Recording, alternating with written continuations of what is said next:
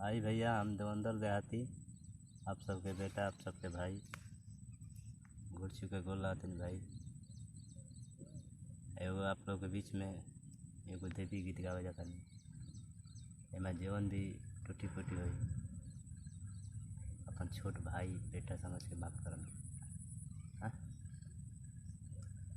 तो भाव बा, एगो भक्त माई के दरबार में जाके कहा था मो माई से कि माई, बड़ा आसरा लगा के आयल बनी रोड़ी दरबार में, है लॉकडाउन की मुथु में कोरोना के महामारी भी चलता है, तनी कुछ सुन ली हमारा पुकार कहता।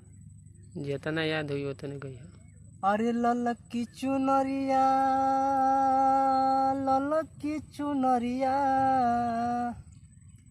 ललकी चुनरिया शोभे माई के, ललकी चुनरिया शोभे माई के, महिमा राउर बभारी, तनी फेरी द नजरिया शेरावाली, तनी फेरी द नजरिया जोतावाली, हो तनी फेरी द नजरिया शेरावाली,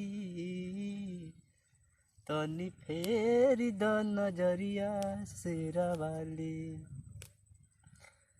कोरोना वायरस से देश पारिसान बा, आके बचै तू माई हमरो विश्वास बा। हो कोरोना वायरस से देश पारिसान बा, आके बचै तू, आके बचैबू माई हमरो विश्वास बा। हो हमरो विश्वास बा। अरे मन में बलल सा धरती कलसा, हो मन में बलल सा धरती कलसा, कब अइबू हमरे दुआरी, तनी फेरी द नजरिया शेरावाली,